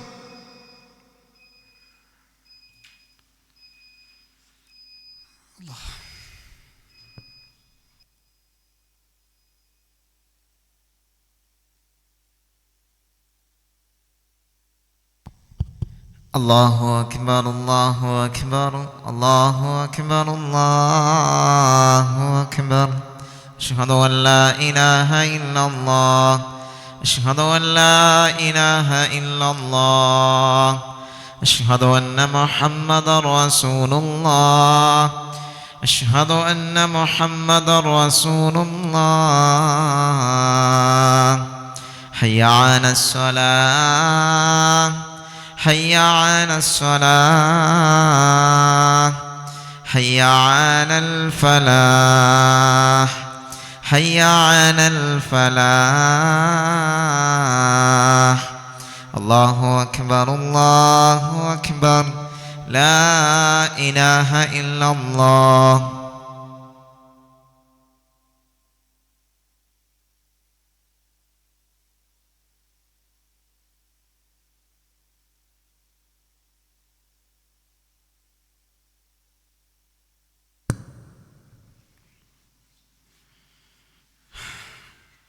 നമ്മളെന്താ പറഞ്ഞേ? മഷ്റൂബയിൽ എന്താ ഉണ്ടായിരുന്നത്? കൊന്നയില. അതായത് തോല് ഊറക്കിടൂലേ, മൃഗങ്ങളെ തോല് ഊറക്കിടാൻ വേണ്ടി വെള്ളത്തിലിട്ട് വെക്കുമ്പോൾ അവർ അതിൻ്റെ കൂടെ ഇട്ട് വെക്കുന്ന ഇലയാണ് കൊന്നയില. അതിനു വേണ്ടി ഉപയോഗിക്കുന്ന ഇല. അത് കണ്ടു. മൂന്നാമത് കണ്ടത് ഒരു തുകൽ സെഞ്ചി, ഒരു പഴയ സെഞ്ചി കണ്ടതാണ്. ഈ 3 എണ്ണമല്ലാത്തതൊന്നും ഞാൻ അതിൻ്റെ മേലെ കണ്ടില്ല എന്ന് ഉമർ ബിൻ ഖത്താബ് റളിയല്ലാഹു അൻഹു പറയാണ്, അല്ലേ? അപ്പം ഈ ഖിസാന എന്ന് പറയുന്നൊരു വാക്കിൻ്റെ ചരിത്രം നമ്മൾക്ക് ഉപകാരപ്പെട്ടോട്ടെ എന്ന് വിചാരിച്ചിട്ട് പറഞ്ഞതാണ്. അപ്പോൾ യൂസുഫ് നബി എന്താ പറഞ്ഞത്? മിസ്റിൻ ദേശത്തെ ഖസായിനുകളുടെ അധികാരം എനിക്ക് തരണം എന്നുള്ളതാണ്. അദ്ദേഹം പറയാണ്, ഇന്നി ഹഫീലുൻ അലീം. നമ്മളൊന്ന് ഓതിയ ലാസ്റ്റത്തെ ഭാഗമാണത്. ഇന്നി ഹഫീലുൻ അലീം. ഞാൻ 2 ക്വാളിറ്റി ഉള്ള ആളാണ്, അതോട് എന്നെ ഏൽപ്പിച്ച ഒരു പേടിയും വേണ്ട. ഒന്ന് ഞാൻ ഹഫീലാണ്, മറ്റൊന്ന് ഞാൻ അലീമാണ്. ഞങ്ങൾ മനസ്സിലാകുന്നുണ്ടോ? നിങ്ങൾ ചിന്തിക്കുന്നുണ്ടാവും ചിലപ്പോൾ, SP ആണോ? SP ആണോ? മനസ്സിലായോ? സ്വന്തം പൊക്കുക. കാരണം യൂസുഫ് നബി സ്വന്തത്തെ കുറിച്ച് പറയണം, ഇന്നി ഹഫീൽ, ഞാൻ അത്രയും നല്ല സൂക്ഷിപ്പുകാരനാണ്. അതോടൊപ്പം ഹഫീലുൻ അലീം, എല്ലാറ്റിനെ കുറിച്ചും ഈ വിഷയത്തിൽ അറിവുള്ളവനാണ്. ഇത് തള്ളിയതല്ല, ഇത് പറയാനൊരു കാരണമുണ്ട്. ഈ ഹഫീൽ എന്നുള്ളത് അള്ളാഹുവിൻ്റെ പേരാണ്. യൂസുഫ് നബി സ്വന്തത്തെ കുറിച്ച് പറഞ്ഞെന്താ? ഇന്നി ഹഫീൽ, ഞാൻ ഹഫീലാണ്. അലീം എന്നുള്ളത് അള്ളാഹിൻ്റെ പേരാണ്. യൂസുഫ് നബി അലൈഹി സ്വലാം സ്വന്തത്തെ കുറിച്ച് പറഞ്ഞത് ഇന്നി അലീം, ഹഫീലുൻ അലീം. അപ്പൊ ഇവിടെ നമ്മൾ എങ്ങനെയാണ് മനസ്സിലാക്കേണ്ടത്? അള്ളാഹുവിൻ്റെ ചില പേരുകൾ സൃഷ്ടികളിലേക്ക് ചേർത്തി പറയുമ്പോൾ അത് ഏതർത്ഥത്തിലാണ് പറയാ? ഇപ്പൊ നമ്മളെ കുറിച്ച് അള്ളാഹ് പറഞ്ഞിട്ടില്ലേ, സമീഅൻ ബസീറ, സൂറത്തു ഇൻസാനിലില്ലേ, വജഅൽനാഹു സമീഅൻ ബസീറ, അള്ളാഹു നമുക്ക് സമീഉം ബസീറും തന്നു. അതേ റബ്ബിനെ കുറിച്ച് ഖുർആനിൽ സമീഅൻ ബസീറ എന്ന് പറഞ്ഞിട്ടുണ്ട്. അപ്പൊ നമ്മളിലേക്ക് സമീ എന്ന് പറയുമ്പോൾ എങ്ങനെയാ? നമ്മളെ പരിമിതികൾ എന്തൊക്കെ ഉണ്ടോ അങ്ങനെ മനസ്സിലാക്കിയാൽ മതി. നമ്മളിലേക്ക് ബസീറിനെ ചേർത്ത് പറഞ്ഞാൽ എന്തൊക്കെ പരിമിതികളിലൂടെയാണോ നമ്മൾ കാണുന്നത് അത്ര ഉള്ളൂ. അള്ളാഹുവിലേക്ക് ചേർത്തി പറയുമ്പോഴോ മറകളില്ല, പൂർണ്ണ അർത്ഥത്തിൽ കേൾക്കും കാണും. അതേ ആശയം തന്നെ ഇവിടെ. യൂസുഫ് നബി സൂക്ഷിപ്പുകാരനാണ് എങ്കിൽ യൂസുഫ് നബി അലൈഹി സ്വലാത്തു വസ്സലാമിയുടെ ജീവിതത്തിൽ എന്തൊക്കെ പരീക്ഷണങ്ങൾ ഉണ്ടായിട്ടുണ്ട്. എല്ലാം അറിയുന്ന ആളാണെന്ന് ഈ അലീമിൻ്റെ അർത്ഥം വെക്കുകയാണെങ്കിൽ ഇക്കാക്കന്മാർ എന്നെ കൊണ്ടുപോകുന്നത് കാട്ടുകാണെന്ന് ഓൾറെഡി അറിഞ്ഞ് ഉപ്പാനോട് പറയണമായിരുന്നു. ഞാനിനി മിസ്രിൻ ദേശത്ത് ചെന്ന് കഴിഞ്ഞാൽ സലീഹ എന്ന് പറഞ്ഞ പെണ്ണിനെ ഭാവിയിൽ വശീകരിക്കും, അതുകൊണ്ട് ഞാൻ പോണില്ല. അങ്ങനത്തെ അറിവല്ല ഇവിടെ. പിന്നെയോ ആ ഖജാനയുടെ വിഷയത്തിലുള്ള അറിവുകളൊക്കെ എൻ്റെ അടുത്തുണ്ട്.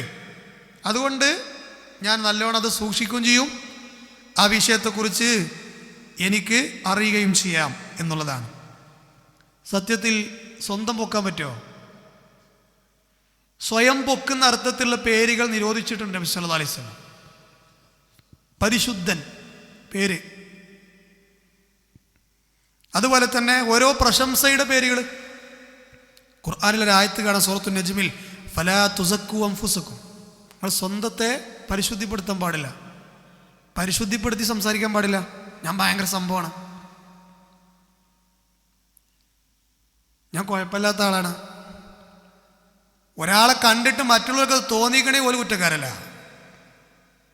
എന്നാൽ നമ്മൾ സ്വയം പറയാൻ പാടില്ല. എന്നാൽ യൂസുഫ് നബി പറഞ്ഞെന്താ? ഞാൻ ഹഫീദും അലീമുമാണ്. അപ്പൊ ഖുർആനിന്റെ ഈ ആയത്തിലേക്ക് അദ്ദേഹത്തെ ചേർത്ത് വെക്കാൻ പറ്റുമോ? സ്വന്തം പൊക്കിയോ?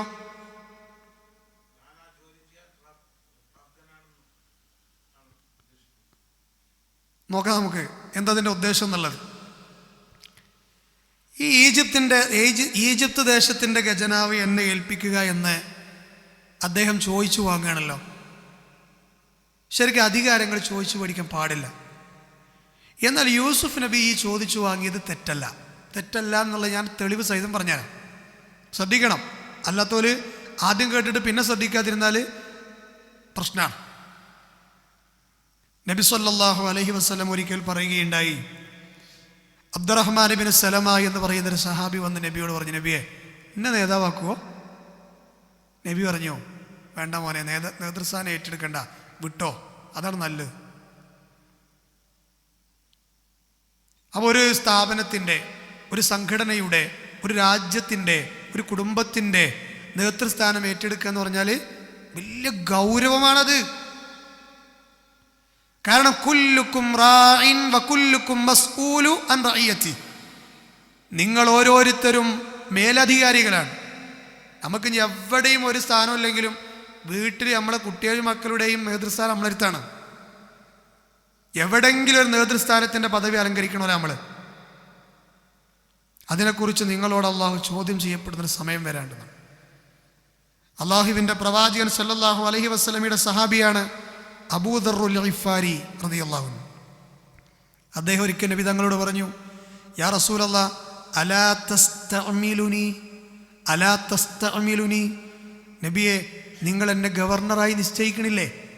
ഒരു പ്രധാനമന്ത്രിയാക്കുന്നില്ല എന്നെ? അബൂദർ ചോദിക്കുകയാണ്. അപ്പം നബി സല്ലല്ലാഹു അലൈഹി വസല്ലം പറഞ്ഞു, ഫളറബ ബിയദിഹി അലാ മൻകിബി. അബൂദർ പറയാണ്, എൻ്റെ 2 ചുമലിൽ നബി 2 കൈ ഇങ്ങനെ വെച്ചു. ഒന്ന് ഇമാജിനേഷൻ ചെയ്ത് നോക്കണേ. ഈ 2 തോളിലും നബി ഇങ്ങനെ എൻ്റെ 2 തോളിൽ ഇങ്ങനെ കൈവച്ചിട്ട് എൻ്റെ മുഖത്തിൻ്റെ നേരെ നിന്നിട്ട് പറഞ്ഞു, യാ അബൂദർ, മോനെ അബൂദറേ, മോനെ അബൂദറേ, ഇന്നക ലഈഫുൻ വ ഇന്നഹ അമാന. താങ്കളൊരു ദുർബലനാണ്, താങ്കളൊരു ദുർബലനാണ്. നേതൃപദവിയാകട്ടെ അതൊരു അമാനത്താണ്, അതൊരു അമാനത്താണ്. വ ഇന്നഹ യൗമൽ ഖിയാമത്തി ഖിസ്യു വ നദാമ. നാളെ പരലോകത്ത് ഈ നേതൃപദവി നിന്ദ്യത സമ്മാനിക്കും, അപമാനം സമ്മാനിക്കും. അതായത് എല്ലാവരെ കുറിച്ചല്ല, ചെയ്യേണ്ട കോലത്തിൽ അതിനെ ചെയ്തില്ലെങ്കിൽ അത് നിന്ദ്യതയാണ്, അപമാനമാണ്. അള്ളാഹു നമ്മളെ കാത്തുരക്ഷിക്കുമാറാകട്ടെ. പിന്നെ പറഞ്ഞെന്താ? ഇല്ലാമൻ അഖദഹ ബിഹഖിഹ വഅദ്ദല്ലദി അലൈഹി ഫിഹ. നേതൃപദവി യഥാവിധം ഏറ്റെടുക്കുകയും അതിൻ്റെ മേൽ ബാധ്യതയായതൊക്കെ നിർവഹിക്കുകയും ചെയ്തവരൊഴിച്ചവർക്കൊക്കെ, ഈ ആളുകൾ ഒഴിച്ച് ബാക്കിയുള്ളവർക്കൊക്കെ ഖേദമാണ്. ബുഖാരിയിലെ ഹദീസാണ്, 1825 ഹദീസാണ്. വേറെ ഹദീസിൽ കാണാം, നേതൃത്വത്തിന് വേണ്ടി ആരാണോ അത്യാഗ്രഹം കാണിക്കുന്നത്, ഇന്നക്കും സതഹരിസൂന അലൽ ഇമാറ വസതകൂനു നദാമത യൗമൽ ഖിയാമ.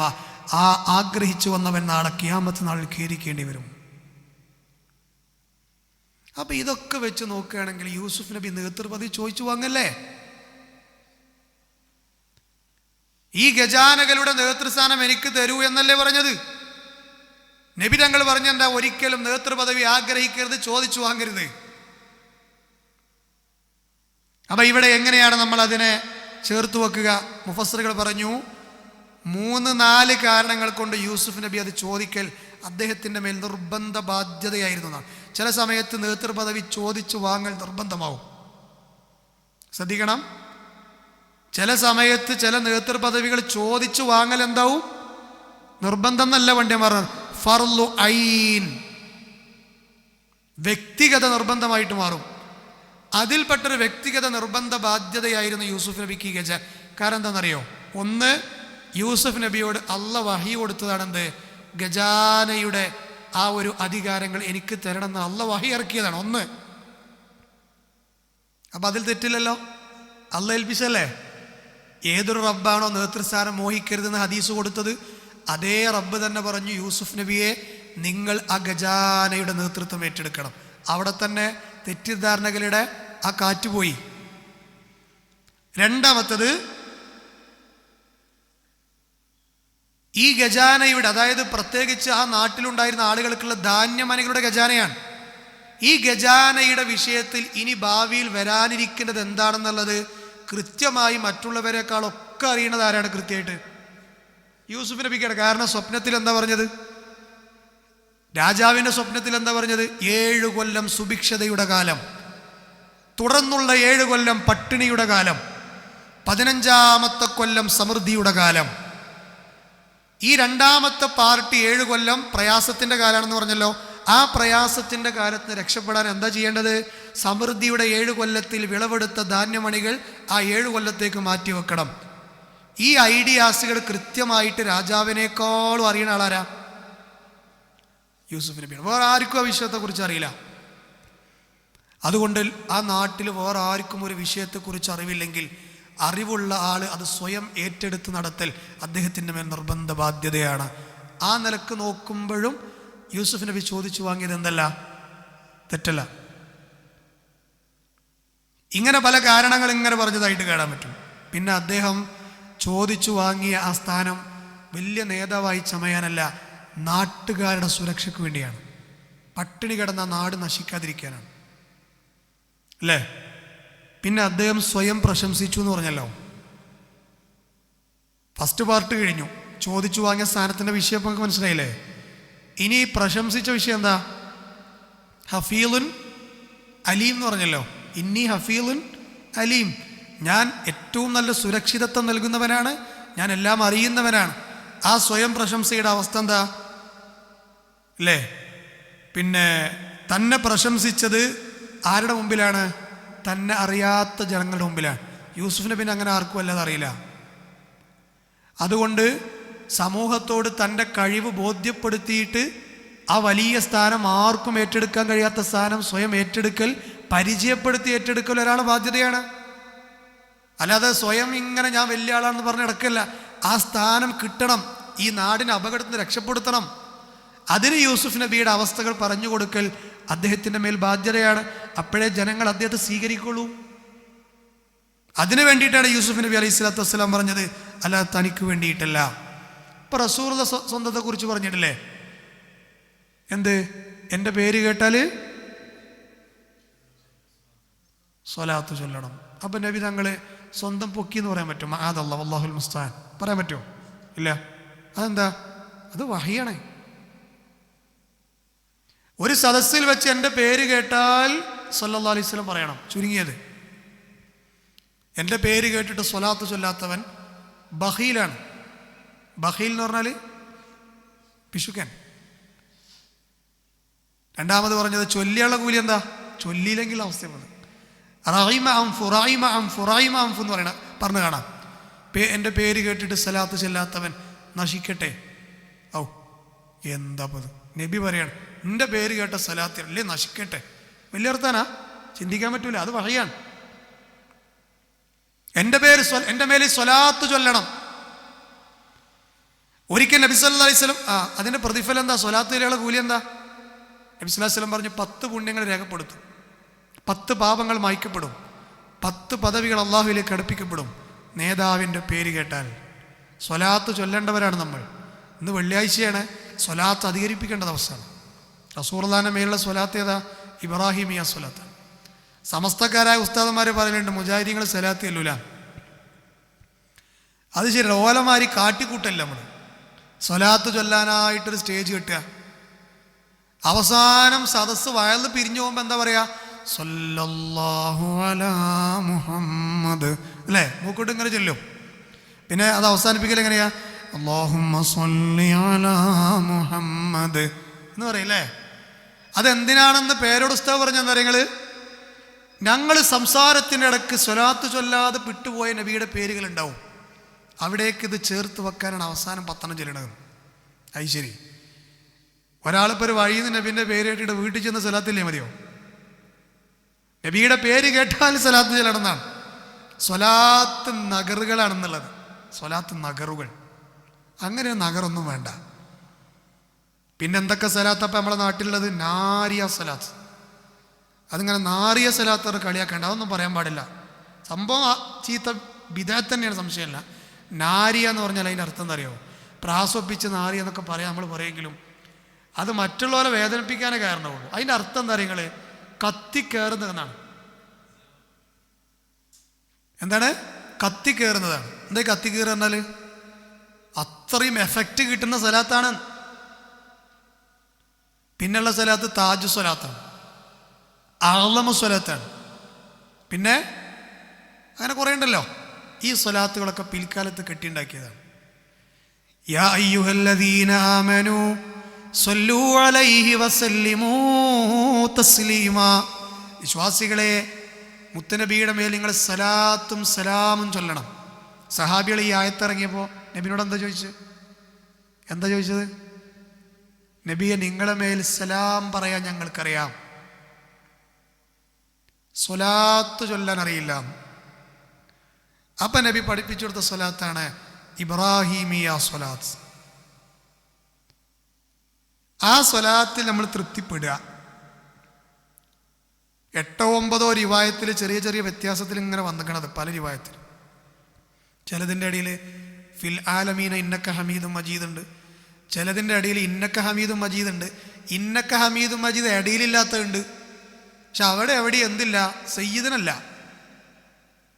സയ്യിദിനെ വന്ന റിവായത്ത് എവിടെയില്ല. നമ്മുടെ സമൂഹത്തിലെ കുറേ ഉമ്മമാരെ കാണാം സയ്യിദിനാന്ന് പറയണം.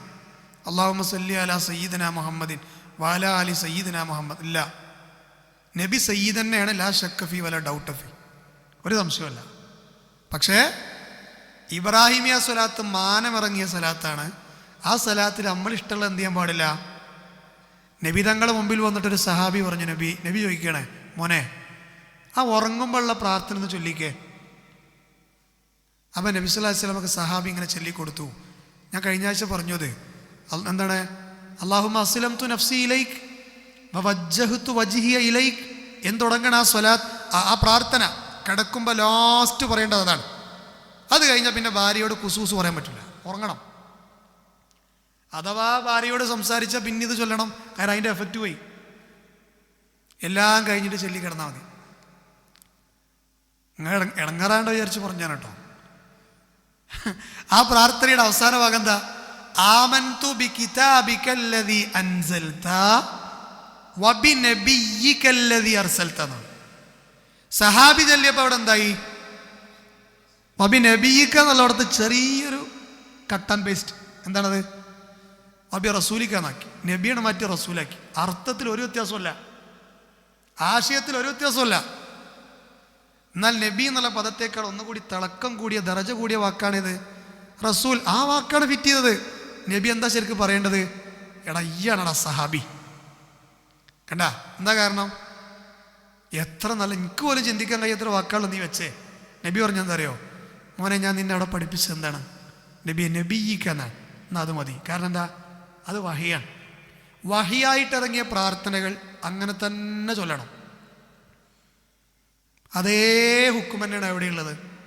സ്വലാത്തിനുള്ളത്. നബി എന്താ പറഞ്ഞത്? എൻ്റെ പേര് കേട്ട സ്വലാത്ത് ചൊല്ലണം. ആ സ്വലാത്ത് എനിക്ക് എത്തിച്ചു തരാൻ മലക്കുകളുണ്ട്. അത് അല്ലാഹ് സയ്യാഹീന എന്നാണ് പറഞ്ഞത്. അതിനായിട്ട് മലക്കുകൾ ഏൽപ്പിച്ചു. പക്ഷെ എന്നോ 1 കോടി സ്വലാത്ത് വാട്സപ്പ് ചെയ്തോളി, ഞാനത് മദീനി കൊണ്ടുപോയി കുട്ടി കൊടുത്തോളാന്നാ ഉസ്താദ് പറയണത് കേട്ടോ. അപ്പോൾ വിജാത്തുമ്മാൻ്റെ ഒരു 10 ലക്ഷം, കോയക്കുട്ടിൻ്റെ ഒരു 50 ലക്ഷം, അപ്പുറത്തെ 1 കോടി അല്ലേ? ഈ സ്ഥലത്തോട്ടൊക്കെ പാടെ ഉസ്താദ് എങ്ങോട്ട് പോകും? പാസ്പോർട്ടൊക്കെ എടുത്തിട്ട് മദീനി പോയിട്ട് കൊണ്ടേ കൊടുക്കുക സ്ഥലത്ത്. അങ്ങനെയല്ല, അത് അല്ലാഹ് ഏൽപ്പിച്ചിരിക്കണം അതിനുള്ള സംവിധാനങ്ങൾ.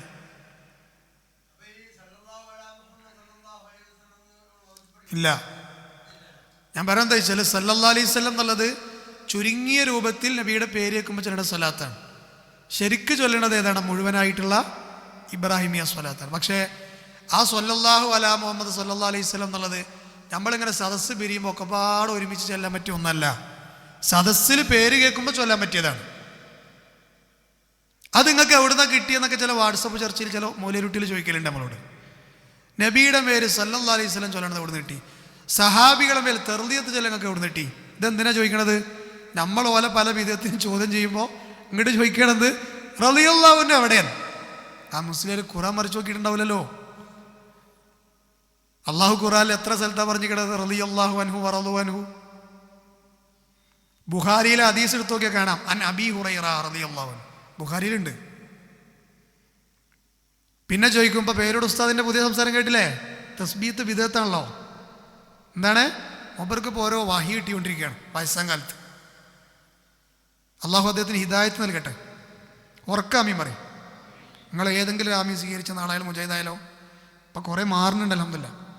ഞാൻ പറയുന്നത് വെച്ചാൽ തസ്ബീത്ത് ചെല്ലാൻ തെളിവില്ല. എന്നിട്ട് നമ്മളോട് ചോദിക്കണം ഓരോ ആളുകൾ, തസ്ബീത്തില്ലേ? തസ്ബീത്ത് ഉണ്ട്.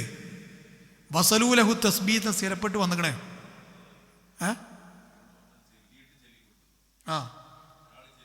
ചൊല്ലിയിട്ട് കൊടുക്കണത് ബിദ്അത്ത്. അതില്ലല്ലോ ശരിക്ക്. അതിപ്പം ഞാൻ പെരുന്നാക്ക് തക്ബീർ ചൊല്ലുമ്പോഴും ഇല്ല, തസ്ബീത്ത് ചൊല്ലുമ്പോഴും ഒന്നുമില്ല. തെൽക്കീൻ ഉണ്ടാവും. തെൽക്കീൻ എന്താ? സ്വകാര്യം പറഞ്ഞു കൊടുക്കുക ഉസ്താദിൻ്റെ വക. മൻ റബ്ബുക്കാന്ന് ചോദിക്കുവേ, അവിടെ തലക്ക് കൊടുക്കണം സത്യത്തിൽ അല്ലേ? ജീവിച്ചിരിക്കുമ്പോഴല്ലേ പറഞ്ഞു കൊടുക്കണ്ടേ? സക്കരിയ സ്വലാഹി റഹിമഹുല്ലാഹ് പറയാറുണ്ട് പണ്ടത്തെ പ്രസംഗങ്ങളിലെ, പണ്ടൊക്കെ പേപ്പറിൽ എഴുതിയിട്ട് ചുരുട്ടിയിൽ പൊട്ടണ കുപ്പിയിലിട്ടിട്ട് കോർക്കടിച്ചിട്ട് പിന്നെ കഫം പുടവിൻ്റെ ഉള്ളിൽ വെക്കുത്തരേ. ഇപ്പോഴും ഉണ്ടോ? യാ അല്ലാഹുൽ മുസ്താൻ. സുബ്ഹാനല്ലാഹ്. ആലോചിച്ച് നോക്കും നിങ്ങൾ. എന്തിനാത്ര മുൻകർ നക്കീർ വരുമ്പോൾ കഫം പുടവിനോട് നീ കുപ്പി എടുത്ത് കോർക്ക് തുറന്ന് കടലാസ് എടുത്ത് വായിക്കുമല്ലോ. ഇതൊക്കെ ഇതിലുണ്ട്. ചോദിക്കേണ്ട ആവശ്യമില്ല, നമുക്ക് വെറുതെ പണി ഉണ്ടാക്കണ്ട. എന്താ ഇപ്പം മലക്കിനെ കുറിച്ച് ഇവർ വിചാരിച്ചിരിക്കണത്? ഒരു ലോക്കൽ മൂല്യരാണോ മലക്ക് എന്ന് പറഞ്ഞാൽ? സലായി അവിടെ പറയുന്ന കമൻറ്റ് ഉണ്ടാകലുണ്ട്, ഖുറാഫിക്ക് ബുദ്ധി ഉണ്ട്. കാരണം എന്താ? കുപ്പി ചതിലൊടിക്കില്ല എന്ന് എനിക്കറിയാം. ആ ഒരു സംസാരമൊക്കെ എപ്പോഴും മനസ്സിൽ നിൽക്കുന്നുണ്ട്. അള്ളാഹു അദ്ദേഹത്തിന് പുറത്തു കൊടുക്കട്ടെ. മാഷാ അല്ലാ, നല്ലൊരു ദായിയായിരുന്നു അല്ലേ. ഞാൻ പറയുന്നത് വെച്ചാൽ ഇങ്ങനത്തെ കുറേ ഹദ്ദൊക്കെ ഇങ്ങോട്ട് പോസ്റ്റ്മോർട്ടം ചെയ്യാൻ പോയ കുറേ ഉണ്ട്. കാരണം സലാത്തുമായി ബന്ധപ്പെട്ടുകൊണ്ട് പറഞ്ഞതാണ്. അപ്പോൾ മുത്തുനബി ഇങ്ങനത്തെ യൂസുഫ് നബി പറഞ്ഞ അങ്ങനത്തെ വാക്ക് പറഞ്ഞിട്ടുണ്ട്, നബി പറഞ്ഞിട്ടില്ല. അനൻ നബി ഉലാക്കദീം, ഞാൻ നബിയാണെന്ന് നുണ പറയാത്ത ആളാണ്. അത് വലിയർത്താനല്ല. അത് യുദ്ധത്തിൽ നിന്ന് സഹാബികൾ പിന്മാറിപ്പോയപ്പോൾ അവരെ അതിൽ അടിയന്തരമായി ഉറച്ചു നിർത്താൻ നബിക്ക് പറയേണ്ടി വന്ന വാക്കാൻ. അപ്പം അങ്ങനത്തെ ചില സാഹചര്യങ്ങളുണ്ടാവും. ആ സാഹചര്യമാണ് ആർക്ക് വന്നത്? യൂസുഫ് നബിക്ക് വന്നത് കേട്ടോ. അപ്പോൾ ഇൻഷാ അല്ലാഹ് നമുക്ക് അടുത്ത ആയത്തുകൾ അടുത്ത ക്ലാസ് പറയാം. അള്ളാഹു സുബ്ഹാനഹു വ തആല നമ്മുടെ ഈ സംസാരത്തെയും നമ്മുടെ ക്ലാസ്സിനെയും സ്വാലിഹായ അമലായി കബൂലാക്കുമാറാകട്ടെ. അള്ളാഹുവിൻ്റെ പരിശുദ്ധ ഖുർആനിനെ ഇതുപോലെ മരണം വരെ ഇരുന്ന് പഠിക്കാനുള്ള മഹത്തായ സൗഭാഗ്യത്തെ അള്ളാഹു നമുക്ക് പ്രദാനം ചെയ്യുമാറാകട്ടെ. വിശുദ്ധ ഖുർആൻ മനസ്സിന് സമാധാനം നൽകുന്ന വിശ്വാസികളിൽ അള്ളാഹു നമ്മെ ചേർക്കുമാറാകട്ടെ. ഒരുപാട് രോഗികളുണ്ട് നമ്മുടെ കൂട്ടത്തിൽ, അള്ളാഹു അവർക്കൊക്കെ ശിഫ നൽകുമാറാകട്ടെ. സാമ്പത്തികമായി ഒരുപാട് പ്രതിസന്ധികൾ അനുഭവിക്കുന്ന ആളുകൾ, ഉറക്കം നഷ്ടപ്പെട്ട, സമാധാനം നഷ്ടപ്പെട്ട ആളുകളുണ്ട്. അള്ളാഹു അവർക്കൊക്കെ പരിഹാര മാർഗ്ഗങ്ങൾ കാണിച്ചു കൊടുക്കുമാറാകട്ടെ. നമ്മുടെ ജോലിയിലും സമ്പത്തിലുമൊക്കെ അള്ളാഹു നമുക്ക് ബറക്കത്ത് പ്രദാനം ചെയ്യുമാറാകട്ടെ.